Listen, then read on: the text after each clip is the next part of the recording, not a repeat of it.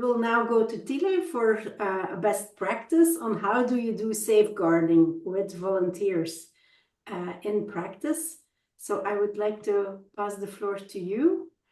And maybe you also would like to share your screen. So let's make that happen also. Yeah, thank you very much, Anne. Hi, everyone. I will share my screen soon, not yet. I see still Anka putting there my scout thing. So now you know my identity and where I'm coming from. So I'm working for the World Organization of the Scout Movement, the Scouts. And as I present myself, I would invite you in the chat to maybe write where you come from and your link to the Solidarity Corps world in terms of also long-term or short-term volunteering. So I can also do references for you.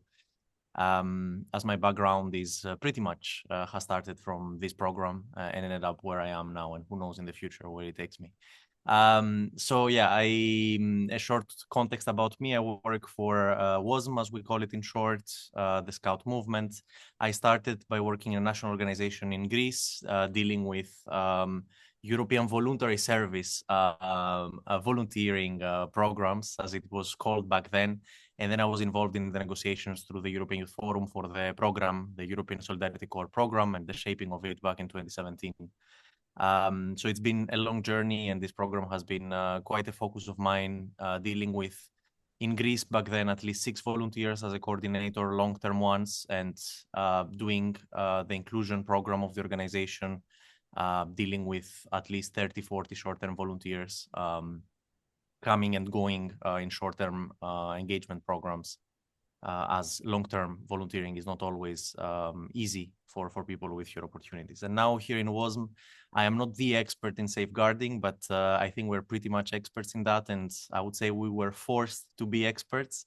Again, I'm also like Daniel in many things. I follow his words. And one of the first things is like here, I will also say some things that are my views and of how I see as well some things. And not fully my employers. So we were forced. Why? Because it's a movement of over a century old, engaging at this moment 57 million people all over the world. So even statistically and statistic error, if we put inside, unfortunately, we have to face situations that we are not in agreement with, and that consist what we call harm. And what is harm? Maybe to start from that, and this is our main program and policy that we adopted in 2017. I will play a little video to actually introduce you to this safe from harm approach that we are taking in the Scouts, and then go into some details further on. So I will now share my screen, so I will stop Anka. And as I haven't done Zoom in a long time, you will excuse me if I'm doing it wrong, but I think I'm correct. So share. You can see here my browser, right? So also as an advertisement, because you can find all these materials and we can also maybe consolidate them after and share them with you. There is quite a lot that we have developed. Similarly to the UN volunteers with EPSEA, we have our own also trainings that we oblige everyone to go through, but I will go through those now. And play this short little video to actually introduce you to what I will be talking about shortly after. Hey Scouts! You've probably heard somewhere about the world's... I'm stopping it just to check that the sound is passing. Was it passing? Perfect. Safe from harm, either on national events or on the internet. Today, we're going to explain to you what this exactly means. Safe from harm is a group of action that was designed to make sure everyone in Scouting is responsible and committed to protect children and young people inside or outside the movement, to make sure everyone feels safe anywhere at any time. And for that to happen, we first must understand what harm is. Harm has different shapes. It can take form physically, psychologically, emotionally, and verbally. For example, to make fun and make jokes about someone else, it's called bullying, and it's a form of psychological and emotional abuse. Harm and abuse can happen anytime. That's why it's important for us to understand what it is, and most importantly, to know what steps we need to make so it doesn't happen.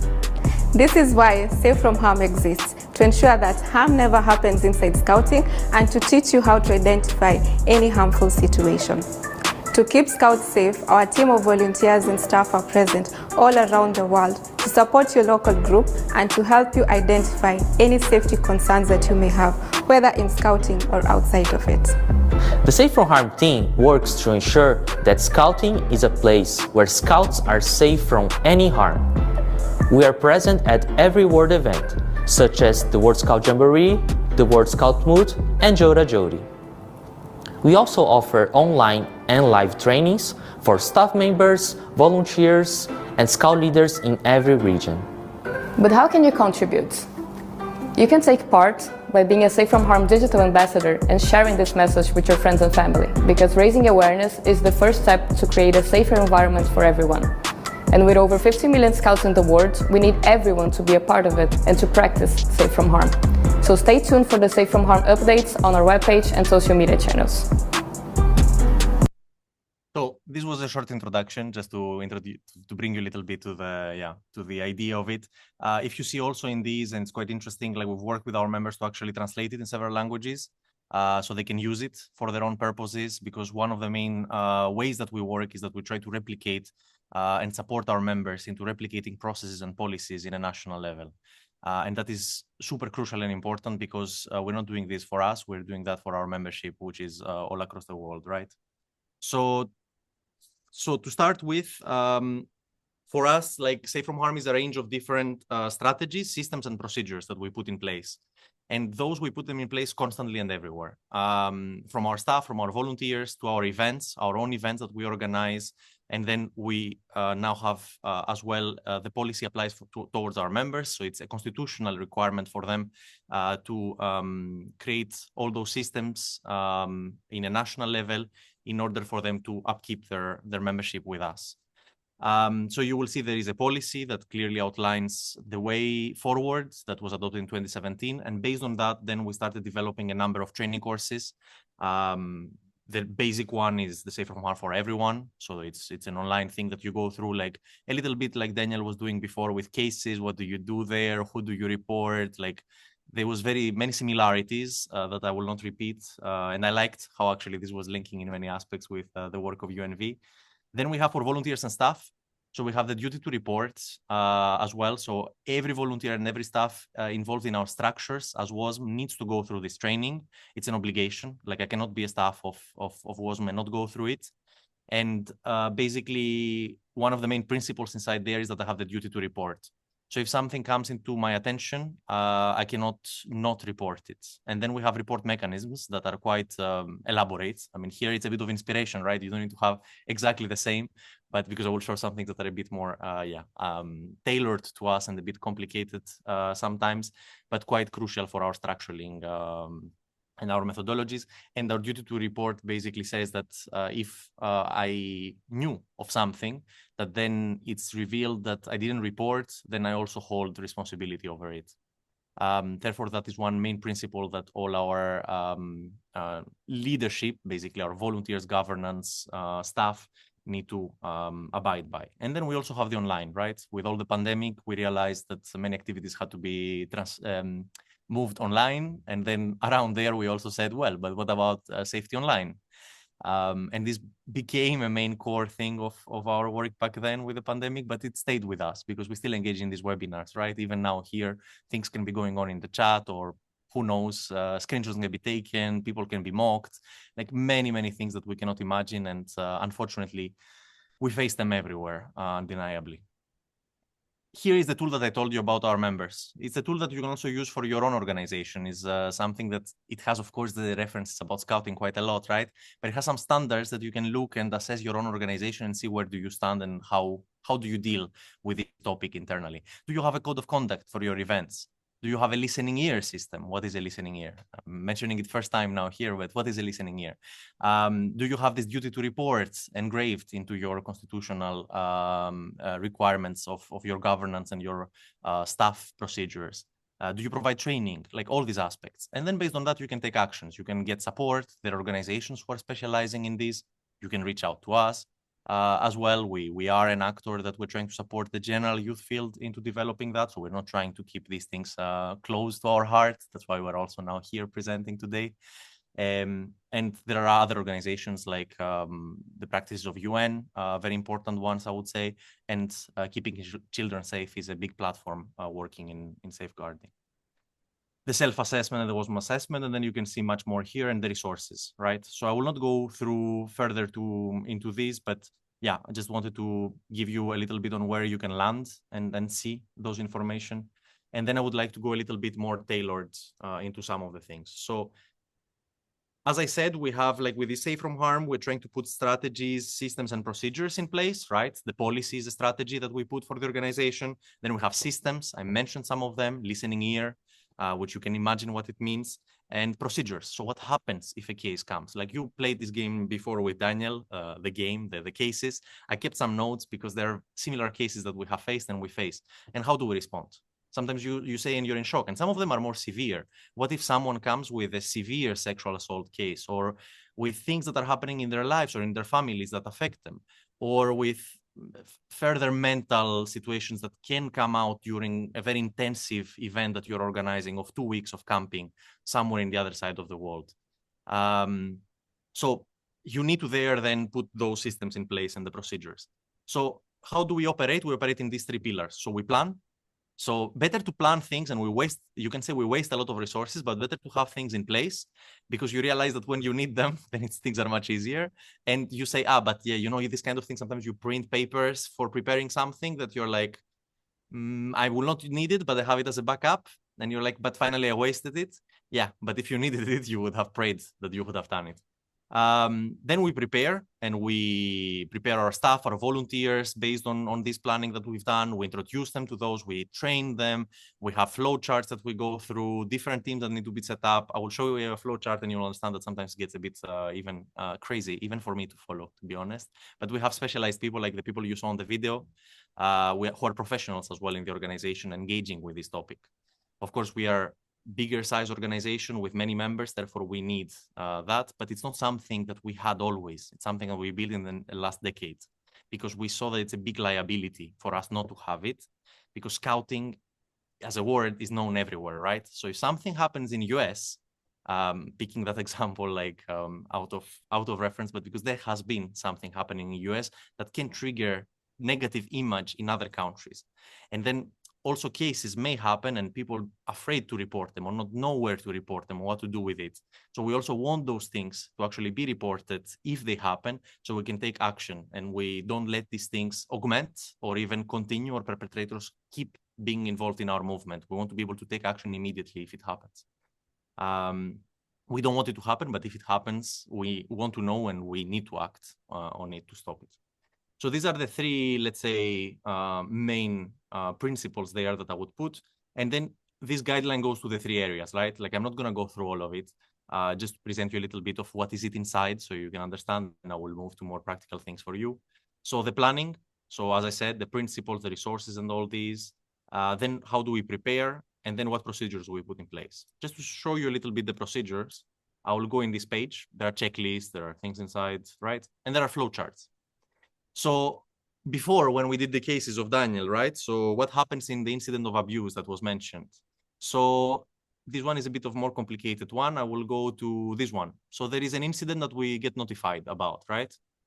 We need to then refer it to the head of the Safe from Harm responsible.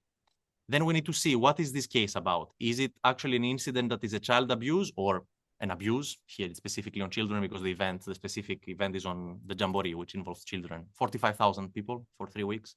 So it's quite many people. So then is it under the Polish, the national jurisdiction, what happened or not? Is it violating? Is it against the law? Or it's an allegation. So it's something that we don't have proofs, because there are differences in these things. And then the flowchart takes a different approach here, right? For example, here, if we have to have an immediate response from our side, we're going to receive, and here taking the conference as an example, we're going to receive a case.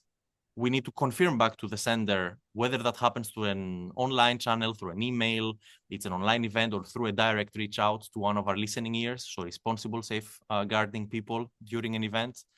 And then we will need, you see here the timeline. So we need within the same day to have a response. So what happens in the first 30 minutes, in the first 1 hour, 2 hours, and by the end of the day. Therefore, also in the case 3 of Daniel there, right? Like, we cannot leave cases unanswered for months. This is something that we also need to respond to the person who has either faced it or reported it on what was exactly the steps that we took. And then we need to take those steps as soon as possible. So here we also examine if the case is severe or mild, and you can see that we take different steps. If it's severe, obviously we examine the measures that need to be taken. What do we do with the perpetrator? Who do we need to inform in that? What is the confidentiality behind? Because we also need to keep confidentiality, not for the perpetrator, but also for the person who reports. Therefore, we need to create a framework that keeps the safety of whoever reports, and they know that they can report that and they can keep their anonymity, but at the same time be able to process this case. So it's a difficult or a delicate data handling, let's say, procedure for us. Yeah, so this is just some flows, but I don't want to go so much through it. But the listening ear framework is something that I would encourage all your organizations to look at. So how can we do that? We need people, we need allies, and this allyship is very important. We need people who know how to handle these things. And there is always, for me, and I felt it, that there is this limit between youth work and social work and judicial work sometimes. Like, how can I know if someone comes to me and raises a very important case, how do we react and I respond? So there is a level of training and preparedness that we give to a number of people that can act with that role. They are visible during our events and people can reach out to them. They have a concrete way of structuring where they are, in what space they can take those. There has to be certain confidentiality around it. There is a flow that they go and they can report that, and they have to record that in a certain way. There are certain things that they need to ask. They cannot make promises on what they can or cannot do. So we train our people into those, and then they have these wristbands that they're recognizable. Sometimes things are too mild and can be dealt directly, right, and reported. They need to ask back, what does the person who reports wants us to do?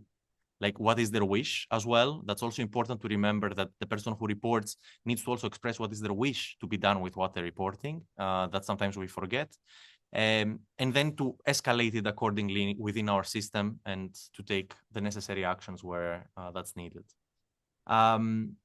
As I said, sometimes some cases may be even hard for those people who are trained there to handle. And then we have a next level of professionals who can jump in and take over, obviously.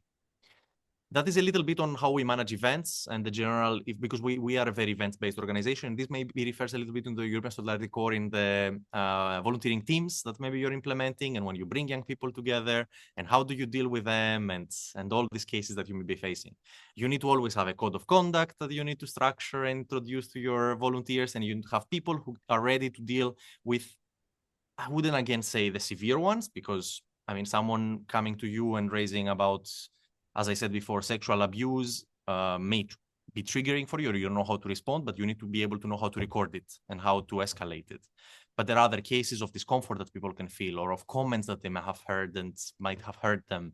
You know, there are different levels inside. So we go through all those levels of the ladder of violence, if I can call it, because behind harm, violence is referred. And there is this ladder of violence that can go very extreme, from like little jokes to very extreme abuse. So as an organization, and I will stop sharing now the screen, we also run the program, and we have long-term volunteers. Therefore, we host volunteers in our structure that come here in our office in Brussels, and they do a year service. And that was a little bit also my background in Greece, that I was dealing with those volunteers, and that's a different reality. It's not an event reality, it's an everyday reality. So if I can give a little bit some, let's say, good practices and some ideas there of you to consider when you run those programs, is that you need to treat your volunteers as you treat your staff. You need to include them in your team, in your procedures, to give them the level of trust and support and confidence that you give to your staff, because they will be working alongside most of the times. Again, depending on what are your programs about, but in most cases of what I've seen and worked with organizations, that's what I see. In this program, there is also the supporting organization aspect. So you do have an organization that when you host a volunteer in your structure, is sending it to you. This I know that has been a topic in general of what is the role, what do they do, are they la la la, but this organization can be there because they speak the language of your volunteer. Sometimes linguistic barriers can be an issue, or cultural understanding differences there. Even if we are from Europe, there are still those, and not to underestimate them. So using that organization sometimes to intervene, but then you need to have people there who can do that. So have a good supporting organization is a key. Again, when you don't need them, you are like, but I paid them this fee that they receive. And for what did I pay them? But when you need them, you will see for what you paid it if they are proper structured. So it goes again in the preparedness that I was saying before. So that is one factor that you can always use. And to me, it has benefited me in the past, and I have benefited partner organizations by intervening. Induction is a very crucial thing. So in the beginning, when your volunteer comes, that they know exactly how you operate, they know how and where they can report if things happen, and they know what kind of well-being and psychosocial support they can receive. In our case, for our permanent staff and long-term volunteers, and also volunteers in our governance, we have an external company also, because we recognize that sometimes people cannot feel comfortable into raising things with us, or we are not capable of solving them, that they can refer to. So it's an external company. I'm not going to say the name, so not to advertise, but there are several of them. Where they can actually go and request support. Either that's on coaching, either that's on therapy, either that's on a specific case of something that they're facing as a difficulty. So they can pick the phone and a consultant is assigned to them. And it's totally disconnected from us. We only receive annual statistics of what were the main cases. For example, if burnout comes too often, they're going to tell us. But I mean, we'll know it, but in a way, they also trigger it back to us and say, that's what we're receiving from your people. So and I know that for organizations that's difficult. We're a bigger organization, we managed to do that, and it is a cost linked to it, but for us, it has been a very important measure to put in place. There can be other ways. They can be through other partner organizations you have, through social work organizations that can provide this service to you and have some people there that are more expertise and do that in a voluntary basis, etc., etc. Most common issue with long-term volunteering is also housing. So people live together, and that creates tension, and that creates most of the conflicts that I've seen, and also most of the, let me call them ridiculous conflicts that I've seen in my life. But those, if you don't resolve them, from ridiculous, they become very serious. So you need to act on those, and you need to have ways to resolve those. And that is a tricky thing that this program offers.